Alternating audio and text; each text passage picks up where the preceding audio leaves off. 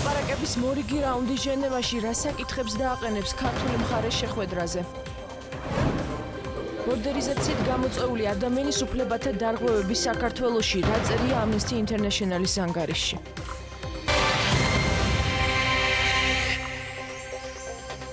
მოგესალმებით, ეთერშია მოამბე 12 საათზე სტუდიაში მარიამ ვაშაძე მუშაობს.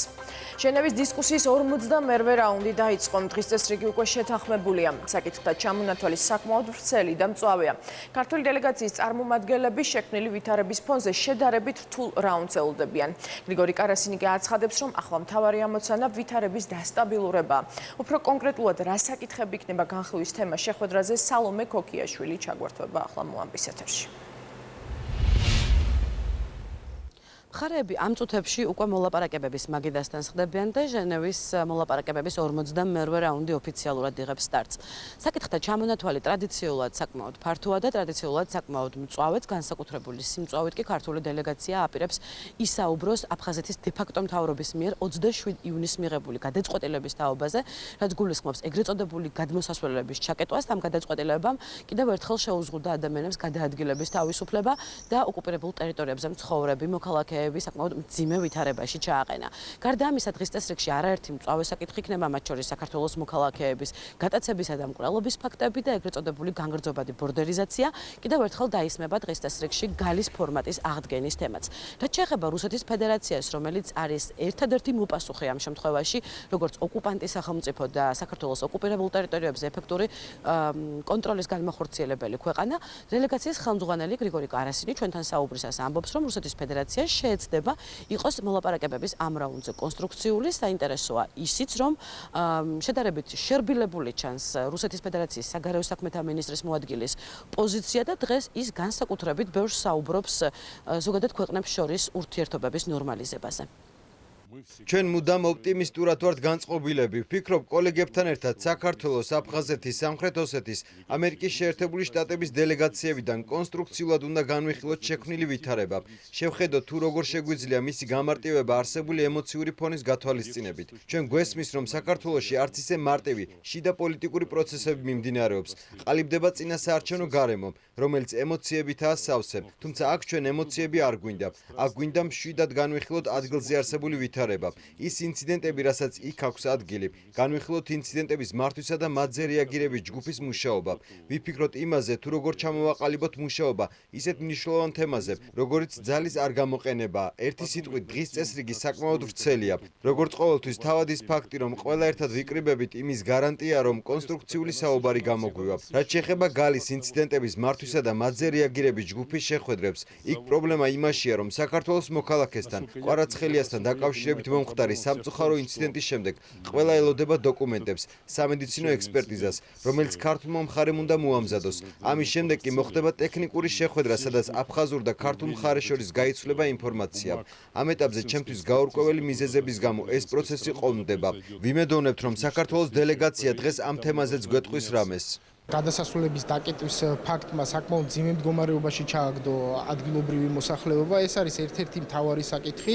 ზოგადად მოგეხსენებათ, ჟენევის მოლაპარაკებებისას მთავარი მიმართულება არის უსაფრთხოების საკითხები და ადგილზე ჰუმანიტარული საკითხები, რომელიც ორ ჯგუფში განიხილება. შესაბამისად, ყველა ის მიმდინარე მწვავე საკითხი იქნება დასმული. გარდა ამისა, დასმული იქნება ის თემები, რომლებიც უკვე სამწუხაროდ ტრადიციულად ვერ გადაიჭრა ჟენევის მოლაპარაკებებისას. ქართულ-რუსული ურთიერთობების მიმდინარე ფონი და დაძაბული ურთიერთობა საკმაოდ მნიშვნელოვანია და მე ვფიქრობ, რომ ჩვენ გვექნება ასთა გამოცვლა ამ საკითხებზე. რა თქმა უნდა, ქართული დელეგაცია ცალსახად დააყენებს თავის პოზიციას, რომ ნებისმიერი მნიშვნელოვანია ვიაროთ დეესკალაციის კუთხით, მნიშვნელოვანია, რომ ისედაც დაძაბული ურთიერთობები ქართულ-რუსულ ურთიერთობებში კიდევ უფრო არ დაიძაბოს.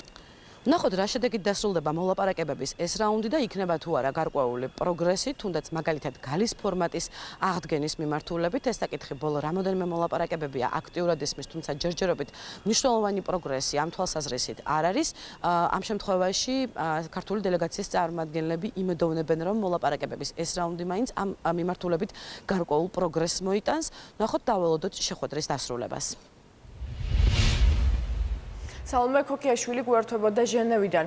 ბორდერიზაციით გამოწვეული ადამიანის უფლებათა დარღვევების საქართველოში ეს საერთაშორისო უფლებადამცველი ორგანიზაციის ამნესთი ინთერნეიშენალის ანგარიშია. დოკუმენტი ერთწლიანი კვლევის შედეგს აერთიანებს. საუბარია გადაადგილების თავისუფლების შეზღუდვის, უკანონო დაკავებების, არასათანადო მოპყრობის, ოჯახური ცხოვრების უფლების და რელიგიის თავისუფლების დარღვევის ფაქტებზე. დოკუმენტი რეკომენდაციებსაც მოიცავს. თამარ ციკლაური განავრცობს თემას ახლა პირდაპირ ეთერში თამარ გისმენთ. ხმალთულხლართებს მიღმა ასეთია სახელწოდება იმ ანგარიშის, რომელსაც სწორედ ამ წუთებში ამნესთი ინთერნეიშენალის წარმომადგენლები აცნობენ როგორც საერთაშორისო და არასამთავრობო ორგანიზაციების წარმომადგენლებს, ასევე სახელმწიფო უწყებების წარმომადგენლებსაც. ბუნებრივია მათი შეფასებები და განცხადებები აი ამ ანგარიშთან დაკავშირებით გვეცოდინება მას შემდეგ, რაც ისინი დეტალურად გაეცნობიან ამ ანგარიშს. ანგარიში ძირითადად საუბარი არის ბორდერიზაციით გამოწვეულ ადამიანის უფლებების დარღვევებთან დაკავშირებით საქართველოში, განსაკუთრებით კი ყურადღება არის გამახვილებული საოკუპაციო ხაზს მიღმა ამ მიმართულებით არსებულ მდგომარეობაზე. ანგარიშში ნათქვამი არის, რომ ბორდერიზაცია გამანადგურებლად მოქმედებს ადამიანის უფლებებზე.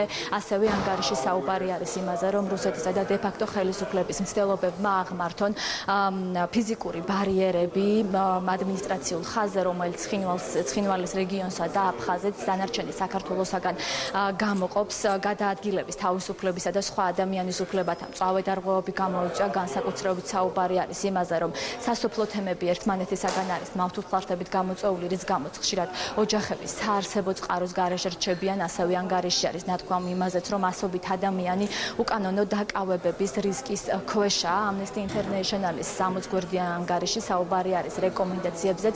რეკომენდაციების მთავარი ადრესატები კი არიან რუსეთი, ასევე საერთაშორისო პარტნიორები და საქართველოს ხელისუფლება. ერთ-ერთი მთავარი რეკომენდაცია, რომელიც ამნესთი ინთერნეიშენალს აქვს რუსეთის მის ამართით ეს არის ის, რომ რუსეთმა შეასრულოს საერთაშორისო ნაკისრი ვალდებულებები.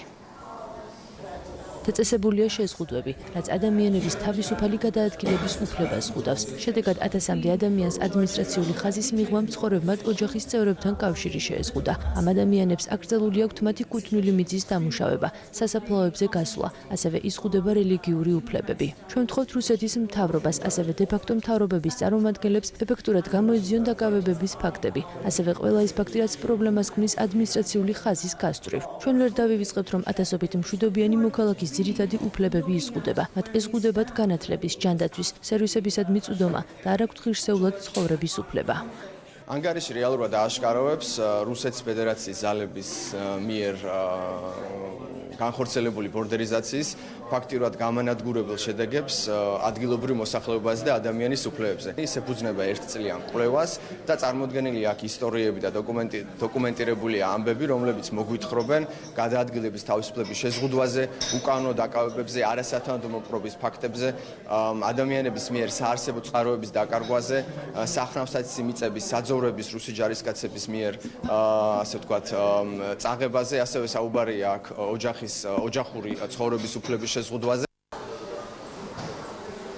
საქართველოში გამართული პრეზენტაციის პარალელურად ამნესთი ინთერნეიშენალის წარმომადგენლები ამბობენ, რომ ამ ანგარიშს ისინი წარადგენენ მოსკოვშიც და ამის მიზანი არის ის, რომ მოსკოვშიც გაიგონ თუ რა პრობლემებს ქმნის ბორდერიზაცია საქართველოში. მადლობთ თამარ ციკლაურმა გაგვაცნო ანგარიშის დეტალები პირდაპირ ეთერში. პროპორციულ საარჩევნო სისტემაზე გადასვლის პარალელურად პოლიტიკური პარტიები საარჩევნო კოდექსის შეცვლაზე იწყებენ მუშაობას. სამართლიანი არჩევნების ჩატარებისთვის ოპოზიციური პარტიები ცვლილებების განხორციელებას ფორსირებულ რეჟიმში ითხოვენ. პარტიების დაფინანსება, საარჩევნო ადმინისტრაციების დაკომპლექტება, ადმინისტრაციული რესურსის გამოყენების შეზღუდვა, უფასო პოლიტიკური რეკლამის დროის გადანაწილება, საარჩევნო უბნების გარეთ ეგრეთ წოდებული კოორდინატორების აკრძალვა, საკითხების არასრული ჩამონათვალია, რომელთა ცვლილებაც ოპოზიციური პარტიების დღის წესრიგშია. მმართველი გუნდის ორგანიზებით სამუშაო ჯგუფის შეხვედრები მომავალ კვირას დაიწყება და 3 დღის განმავლობაში გაგრძელდება. უნდა დავიწყოთ ახლა ჩვენ ფორსირებული მუშაობა საარჩევნო კანონმდებლობის შეცვლაზე. რა თქმა უნდა, დემოკრატიულ არჩევნებს ეს საარჩევნო ადმინისტრაცია ვერ ჩაატარებს. ძალიან ბევრი რამ არის გასაკეთებელი და ძალიან სწრაფად. გინდა რომ ქვეყანაში ჩატარდეს დემოკრატიული და თავისუფალი არჩევნები. საკითხები, რომლებიც ეხება როგორც პარტიების დაფინანსებას, ისე ცესკოს, ისე საოლქო კომისიების დაკომპლექტებას, მათ შორის ადმინისტრაციული რესურსის გამოყენების წესებს. ეს არის თემები, რომლებიც უნდა დარეგულირდეს საარჩევნო კოდექსში. სამართლიანად უნდა დავაკომპლექტოთ საარჩევნო ადმინისტრაცია. არ შეიძლება რომ 12-დან 9 წევრი ხელისუფლებას ყავდეს. პარტიებისათვის უფასო სარეკლამო საერთო დროის გამოყენების ხელახალი გადანაწილება. ბევრი საკითხი არის, რომელიც ოდირის მიერ შექმნილ ჯგუფში გააქტიურებულია. სამართლიანი არჩევნებისათვის უპირველეს ყოვლისა არსებული გამყალბებელი საარჩევნო კომისია უნდა დაიშალოს, სხვა პრინციპით უნდა ჩამოყალიბდეს, გამყალბებელი კოორდინატორები უნდა მოვაცილოთ უბნებს და არჩევნებში მონაწილეობა უნდა გამოცხადდეს სავალდებულოდ. თქვენ იცით, რომ პარლამენტში არის შექმნილი, როგორც თავში აღნიშნე, ჯგუფი, სამუშაო ჯგუფი, პრინციპი მთავარი არის ის, რომ პროპორციული სისტემით ჩატარდება გვინდა რომ ჩატარდეს ამ შემთხვევაში კონსტიტუციის ცვლილებების შესაბამისად 20-ში არჩევნები, რაც ეხება ეს პროპორციული სისტემით რა ფორმატით, რა დეტალებში იქნება, ამას უკვე ეს ჯგუფი შეიმუშავებს და შემდგომ წარმოადგენს პარლამენტს და საბოლოოდ თქმა უნდა მიიღოს პარლამენტის დადგენილებას. თბილისის მერიამ დარეჯანის სასახლის რეაბილიტაცია დაიწყო. კულტურული მემკვიდრეობის ძეგლზე სამუშაოები 16 თვის განმავლობაში გაგრძელდება და მასზე 2 მილიონ ლარამდე დაიხარჯება. პროექტის მიხედვით მოწესრიგდება ეზო, რეაბილიტაცია ჩაუტარდება ერეკლემების აბანოსა და გალავანს. თბილისის მერის განცხადებით, განახლებული სასახლე ამ არეალს კიდევ უფრო საინტერესოს და მიმზიდველს გახდის. Მომდენიმე დღეა უკვე დავიწყეთ დარეჯანის სასახლის რეაბილიტაცია. ეს კიდევ ერთი მნიშვნელოვანი პროექტი არის ძეგლის სტატუსის მქონე და მისი მოწესრიგება, გალამაზება არის ძალიან მნიშვნელოვანი. კიდევ უფრო მიმზიდველს გახდის ამ კონკრეტულ ადგილს. ამ პროექტის განხორციელებას ჯამში დაახლოებით 16 თვე დაჭირდება და სავარაუდო ღირებულება 2 მილიონ ლარზე მეტი არის. ესე იგი, თვითონ ამ პროექტის ფარგლებში მოხდება ეზოს ტერიტორიის კეთილმოწყობა, რეაბილიტირდება ერეკლემების აბანო, ასევე გალავანი, გარდა ამისა განხორციელდება ფერისცვალების ეკლესიის კედლის მხატვრობის საკონსერვაციო სამუშაოები.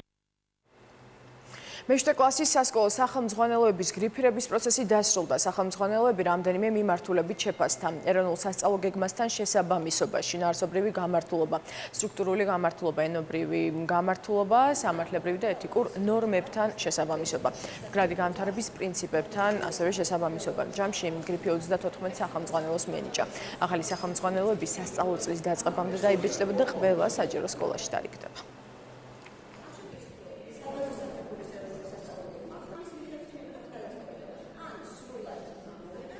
განაცხადი გრიფირებაზე შემოიტანა 75-მა ფიზიკურმა და იურიდიულმა პირმა სხვადასხვა საგანში მე-7 კლასისათვის და გრიფი მიენიჭა 34 სახელმძღვანელოს. უახლოს დღეებში სკოლები წარმოადგენენ უკვე თავიანთ არჩევანს და აფიქსირებენ სახელმძღვანელოს მიმართულებით და სამინისტრო ცხადია სკოლების მიერ გაკეთებული არჩევანის მიხედვით დაიწყებს სახელმძღვანელოების ბეჭდვას, რომ შემდეგი სასწავლო წლისათვის სახელმძღვანელოები მოსწავლეებს ცხადია დახვდეთ ადგილზე. საქართველოს აღმოსავლეთ პარტნიორობის ქვეყნების მცირე და საშუალო მეწარმეობის პოლიტიკის ინდექსში ლიდერია. ინფორმაციას საქართველოს ეკონომიკის და მდგრადი განვითარების სამინისტრო ავრცელებს. ეკონომიკური თანამშრომლობის და განვითარების ორგანიზაციის ეგიდით ჩატარებული კვლევის თანახმად მომზადებულ რეიტინგში საქართველოს პირველ პოზიციაზე დასახელდა. ჩვენმა ქვეყანამ 12 ინდიკატორიდან 9 ინდიკატორში საუკეთესო შეფასება მიიღო. ამასთან 2018 წლის რეიტინგთან შედარებით ქვეყნის შეფასება და სარეიტინგო გულად 11 ინდიკატორში გაუმჯობესდა. ეკონომიკის სამინისტროს ცნობით აღნიშნული ინფორმაცია გამოცხადდა ეკონომიკური თანამშრომლობის და განვითარების ორგანიზაციის მიერ ორგანიზებულ სამუშაო შეხვედრაზე, რომელიც პარიზში გაიმართა და მას აღმოსავლეთ პარტნიორობის ქვეყნების სამთავრობო დელეგაციები ესწრებოდნენ. ძალიან სასიხარულოა, რომ ამის აღიარება კიდევ ერთხელ მოხდა საერთაშორისო დონეზე და OECD-მ კიდევ ერთხელ თქვა, რომ საქართველოს არის ლიდერი მცირე ბიზნესისთვის ხელსაყრელი გარემოს შექმნის მიმართულებით. ასევე ძალიან დიდი მადლობა ევროკავშირს, იმიტომ რომ მათი პროგრამების დახმარებით მათ შორის ხდება მხარდაჭერა მცირე და საშუალო ბიზნესის. ევროპული საქართველო რაინერთან ხელშეკრულების გაფორმებას ითხოვს. გიორგი კანდელაკის თქმით, ქვეყანამ უნდა იზრუნოს ევროპელი ტურისტების მოზიდვაზე. მისი განცხადებით, დაბალ ბიუჯეტიანი კომპანია რაინერს ფრენა 13 წელს უნდა დაეწყო, თუმცა კონტრაქტზე ხელის მოწერა საქართველოს ხელისუფლებამ გააჭიანურა. ოპოზიციის განმარტებით, რუს ტურისტებზე მეტანხას ქვეყანაში ევროპელი ტურისტები ხარჯავენ. ჩვენ გვინდა მოუწოდოთ მთავრობას, რომ აღარ გააჭიანუროს ფლაგმან დაბალბიუჯეტიან ავიაკომპანიასთან რაინერთან კონტრაქტის ხელმოწერა, მოაწეროს ხელი ამ კონტრაქტს და გაიყვანოს ქუთაისის აეროპორტი დაგეგმილ სიმძლავრეზე, დაგეგმილ მგზავრთა ნაკადზე. რაინიერს ქუთაისში ფრენა უნდა დაეწყო 2013 წელს და დღეს ცხადია, ბევრად უფრო ნაკლებად მტკივნეული იქნებოდა ეს ამბავი და ბევრად უფრო დიდი შემოსავალი ექნებოდა საქართველოს. ავარიისას დაშავებული ჯარისკაცების სიცოცხლის საფრთხე არ ემუქრება. ამის შესახებ სამხედრო ჰოსპიტალის დირექტორმა განაცხადა. ორი სამხედრო მოსამსახურე გორში განაგზობს კურნალობას, 6 ჯარისკაცი ქუთაისის სამხედრო ჰოსპიტალშია, 3 კი გობულეთის კლინიკაში რჩება. ბათუმიდან სენაკის მიმართულებით მოძრავი მიკროავტობუსი, რომელსაც მეორე ქვეითი ბრიგადის სამხედრო მოსამსახურეები გადაყავდა, შეკვეთილთან გზის სავალი ნაწილიდან გადავიდა და გადაბრუნდა. შემთხვევის შედეგად 14 ჯარისკაცმა მიიღო სხეულის სხვადასხვა სახის დაზიანება. 3 მათგანი საავადმყოფოდან უკვე გაწერეს.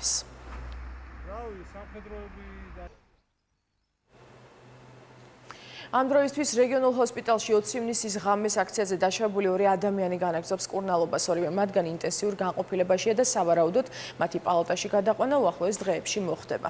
კლინიკის დირექტორის ინფორმაციით მათი ჯანმრთელობის მდგომარეობა დამაკმაყოფილებელია და მოქალაქეების სიცოცხლეს საფრთხე არ ემუქრება. სულ კი რუსთაველზე დაშავებულებიდან საავადმყოფოებში 3 პაციენტი რჩება. საგანგებო სიტუაციების კოორდინაციისა და გადაუდებელი დახმარების ცენტრის ავტოპარკს კიდევ 15 სპეცმანქანა შეემატა. ევროსტანდარტების შესაბამისი თანამედროვე სამედიცინო აპარატურით დაკომპლექტებული სპეცტრანსპორტით რთულ რელიეფზე გადაადგილება და ყველა სიმძიმის პაციენტისთვის სრულფასოვანი პირველადი გადაუდებელი სამედიცინო დახმარების აღმოჩენა ოპერატიულად იქნება შესაძლებელი. რეგიონებში სასწრაფოს ავტოპარკის განახლება 2014 წელს დაიწყო და ძველი ავტოტრანსპორტი ახალი სპეცმანქანებით სრულად ჩანაცვლდა. ავტომობილები არის აქტიური თანამედროვე სამედიცინო პირველადი დახმარების აბსოლუტურად ყველანაირი სისტემით. მთავარი მომენტი რაც გვინდა რომ ჩვენ ამით მივედით რომ უკვე ფაქტიურად ჩვენ ავტოპარკში აღარ გვყავს არც ერთი უკვე ძველი და ვადაგასული და ამ შემთხვევაში არასათანადო დახმარებისთვის გამოწვეული ავტომობილები. პარალელურად ამასა მიდის კადრების გადამზადებაც. ევროკავშირის საბჭოში საკვანძო თანამდებობების კანდიდატურებზე შეთანხმდნენ. ამის შესახებ დონალდ ტუსკმა განაცხადა. ევროპული საბჭოს პრეზიდენტის განმარტებით მის შემცველად ბელგიის პრემიერ-მინისტრი შარლ მიშელი შეარჩიეს. გერმანიის თავდაცვის მინისტრი ურსულა ვან დერ ლეენი ევროკომისიის ხელმძღვანელის კანდიდატად წარადგინეს. რაც შეეხება საგარეო საქმეთა და უშიშროების პოლიტიკის სფეროში ევროკავშირის უმაღლესი წარმომადგენლის პოსტს კანდიდატად ესპანეთის საგარეო საქმეთა მინისტრი ჟოზეფ ბორელ პინტელსი დაასახელეს. ევროპის ცენტრალური ბანკის ხელმძღვანელის თანამდებობაზე საერთაშორისო სავალუტო ფონდის ხელმძღვანელი კრისტინ ლაგარდი. დონალდ ტუსკის განცხადებით თანამდებობების გადანაწილებით ევროკავშირში იდეალური გენდერული ბალანსი დამყარდა.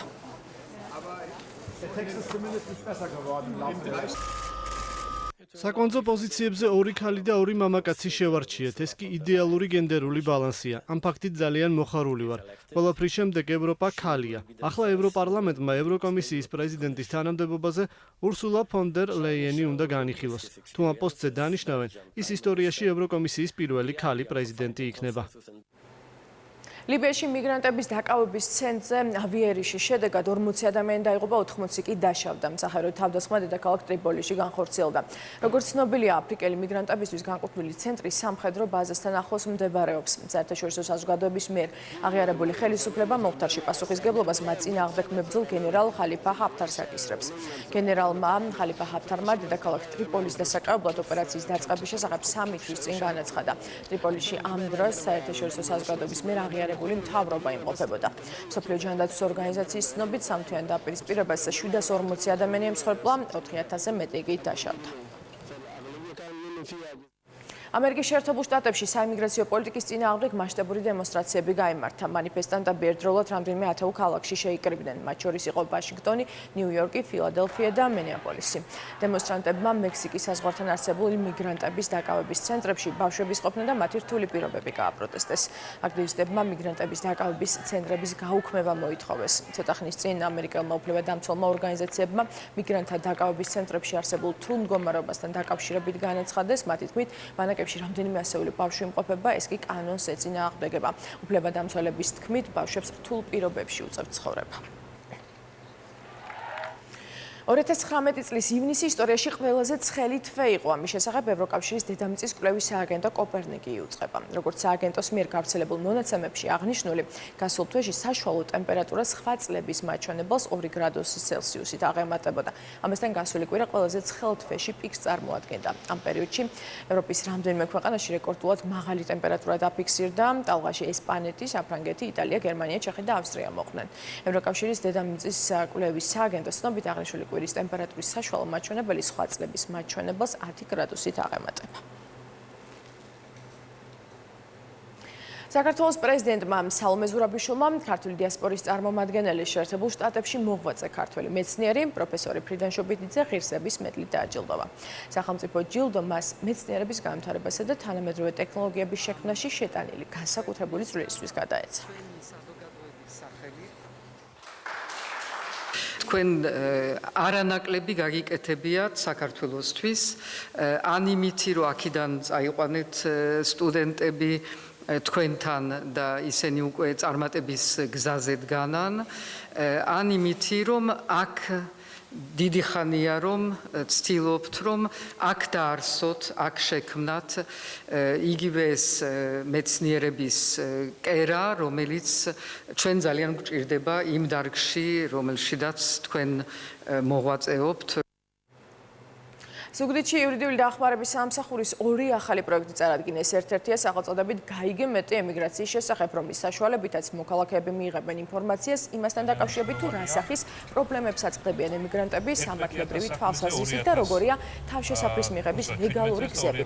მეორე პროექტი შენი უფლება 18 წლამდე მიზნად ისახავს ცნობიერების ამაღლებას არასრულ წოვნებს შორის, როგორც მათი უფლებების, ისე მოვალეობების კუთხით. პრეზენტაციის ხელმძღვანელი პედაგოგი ლადო აფხაზავა იყო. გარემოს დაცვის და სოფლის მეურნეობის სამინისტროს ინიციატივით გარემოს დაცვით თემებზე მომუშავე ჟურნალისტებთან შეხვედრა გაიმართა. ეროვნული სატყეო სააგენტოს უფროსმა მედიის წარმომადგენლებს სააგენტოს ძირითადი საქმიანობა და სამომავლო პროექტები გააცნო. ტყის ინვენტარიზაცია და მონიტორინგი, მოვლა აღდგენა, ხე-ტყის დამზადება. ეს ის საკითხები, რაზეც ჟურნალისტებმა ინფორმაცია მიიღეს. გაიმართა ვიქტორინაც.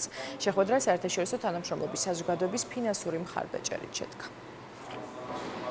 მედიის წარმომადგენლებს გავაცანეთ ეროვნულ სატყეო სააგენტოში მიმდინარე პროექტები, ასევე გავაცანეთ სამომავლო გეგმა და ის რეფორმები, რაც უახლოეს მომავალში განხორციელდება. თვლით, რომ მედია არის ის რგოლი, რომელმაც დროულად უნდა მიიტანოს საზოგადოებასთან სწორი მესიჯები. ეს შეხვედრები იყო საკმაოდ საინტერესო და ძალიან მნიშვნელოვანი, განსაკუთრებით მედიის წარმომადგენლებისათვის. ჩვენ გავეცანით ახალი რეგულაციები, რომელიც განსაკუთრებით მნიშვნელოვანია სოფლაცხოვრები ადამიანებისათვის, ვისაც შემდეგ უნდა გადავწეთ ჩვენ ეს ინფორმაციები. ამასთანავე შეხვედრები იყო საკმაოდ საინტერესო ჩვენთვისაც. აკაკი ხორავას მსახიობთა სახლმა სტუდია კამერტონის მოსწავლეებს უმასპინძლა მიუზიკლი პიტერ პენი მაყურებლის წინაშე ქართულ ენაზე პატარა მსახიობების მონაწილეობით პირველად წარადგინეს. სტუდია უკვე 12 წელი არსებობს და მაყურებელს ყოველწლიურად სთავაზობს საბავშვო მიუზიკლებს. წლევანდელი სეზონი ამ სპექტაკლით დაიხურა, სექტემბრიდან კი აუდიტორიას ახალ წარმოდგენებს შესთავაზება.